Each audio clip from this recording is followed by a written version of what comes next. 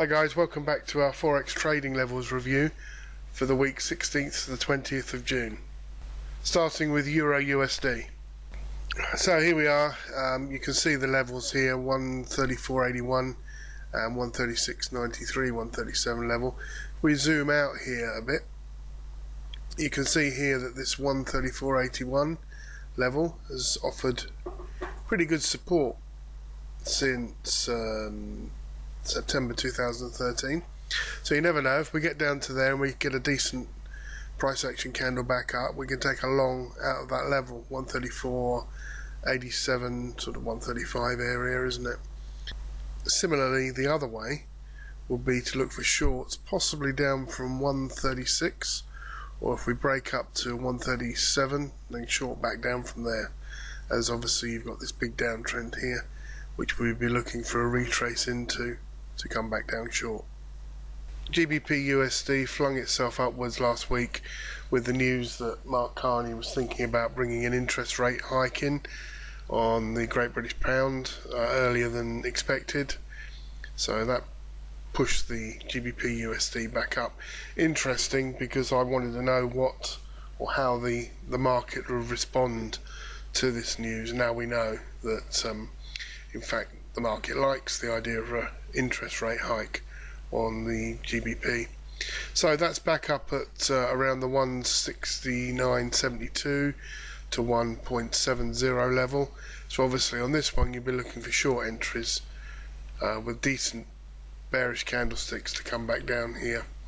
If we break down here hard, then look for a long back out of 167.38. Here's Kiwi, NZDUSD. This also flung itself up last week. You can see the level here, 85.33. In fact, this is the level we were watching for an entry, but it just broke it up out of there. So I will be looking to go long on a retrace back to 85.33, or if we get back up to 85.78, then look for a good bearish price action candle to bring us back down to 85.33. So the two levels to watch on Kiwi are 85.33 and 87.78. AUDUSD is forming a double top, or has formed a double top up here at 94 or 0.9431. So here we're looking for a bearish candlestick in the next couple of days to hopefully sell this back down to 0.9229. But remember, we need to see that proper bearish candlestick here before taking an entry. If we push up over here over the 0.9431 level, then look for the pullback before going long out of this level. AUDNZD here pushed down quite hard through this level, back down through its previous resistance level here at 1.0891, and it didn't offer any support there at all. So it's just pushed back down here. So what we've got to look at here is a couple of things. Possibly a long on a break of 1.091 back up to 1.101, or a short if you see a nice bearish candlestick at this level here, 1.0891, or if we push down to this level here where we have this trend line here that's got two touches, we may get a third touch here at the 1.07652 area, somewhere in around here, to take a long back up to 1.0891. So keep an eye on this area here if it continues to push down lower. AUDJPY here, it's been teasing us up around the 96 level. Is it going to break? Is it going to drop? Well, so far we haven't seen a decent bearish candlestick to tell us it's going to drop, but that's what we're looking out for. Something similar to this, a nice bearish engulfing candle to indicate a drop may happen down to 93.61. If we break over here, then obviously you look for the break and wait for the pullback to show us that the break is actually in place and isn't just a false breakout. So on AUDJPY, it's a waiting game. It's teasing us up here at this level. Previous resistance, it's still resistance now. We just need to wait and see what happens at this level.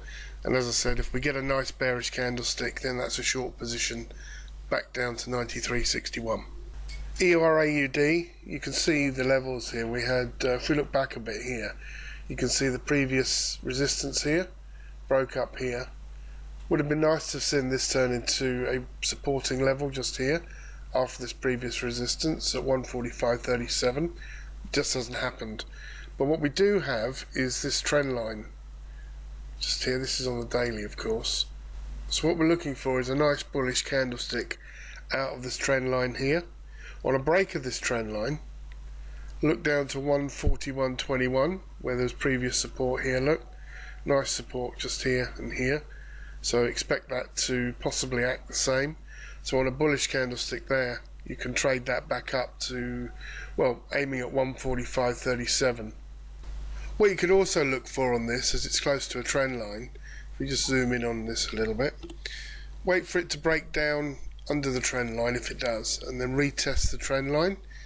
And then if it fails to break back over this trend line then may be offering resistance instead of support. So you could then trade this short going with the trend back to 141.21.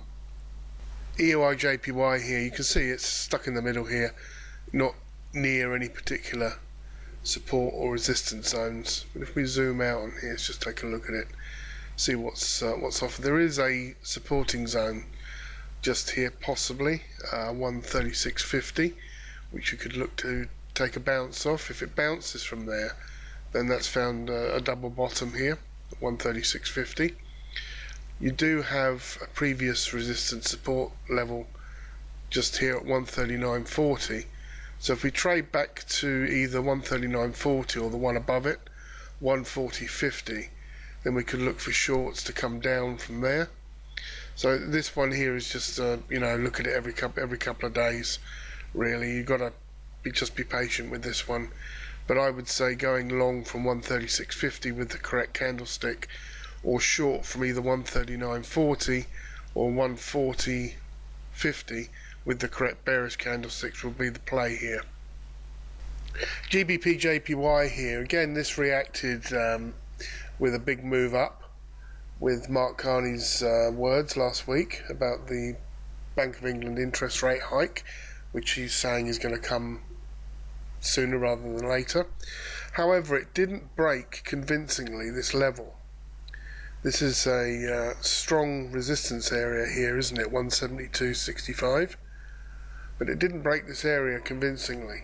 So if this pulls back down under here, with a nice bearish candlestick, then I'm going to be looking to short this back down to 169.80. If we continue to push up over this, then obviously the pound is getting stronger against the yen. So we would look to go long on this after a pullback with a bullish candlestick. But right now it hasn't broken it convincingly, primarily because if you put another level in just there, you can see the tops of these spikes. It's still holding underneath that 173.36 level. So keep an eye on this one for a bearish candlestick under the 172.65 level, or somewhere in this zone here, to give you a trade short back down to 169.80. USDJPY, you can see the range here, and all this support along here at the 101.30 level. Look at it, support, just not getting through this level. It's not very convincing. The price action isn't very convincing out of the level either. If we get down to 101.30 and we see a nice bullish candlestick up out of here, then you're looking to trade that long. Let's take a look at the levels above. Pull him in just about here. You can see this range here. 102.63, 102.73. This small range here is the resistance range. So if we get back up to here, we'll be able to trade this short back down. But at the moment, USDJPY is stuck in the middle a little bit. But the spots to watch are 101.30 and the 102.63 levels.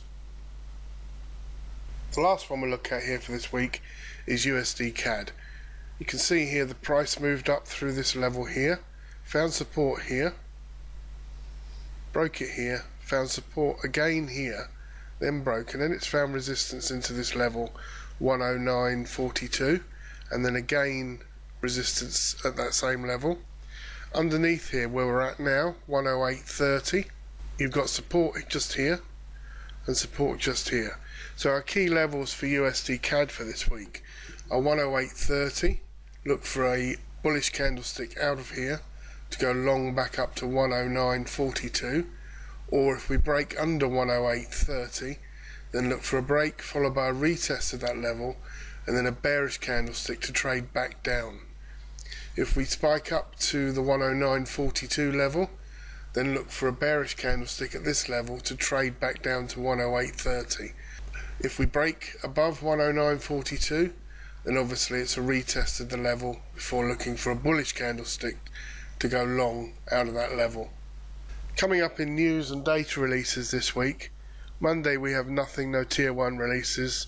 Tuesday, German ZEW, which can sometimes move the euro, and a normal USD news, which will of course move the EURUSD around if the news is good enough or bad enough. Sometimes when these reports come in line, in other words very close to what's forecast, you don't get too much of a move on the pair. GBP on Wednesday, these are the votes where they say, or they tell you what percentages or what parts of the MPC voted for interest rate changes. This will move the GBP, especially if it comes in different to 009. The big one on Wednesday, or the big one for the whole of the week, will be the FOMC. It's 8 PM European time on Wednesday. That's the FOMC statement. That's normally the big one that the market waits for. And looking at Thursday, normal unemployment claims from USD, and on Friday nothing out of Europe and nothing out of the US. So the big one this week is going to be the FOMC statement, which is on Wednesday at 8 PM. So that's it for this week, June 16th to June the 20th. If you find these videos useful, please subscribe, click the like button, or even leave a comment, and we'll see you next week.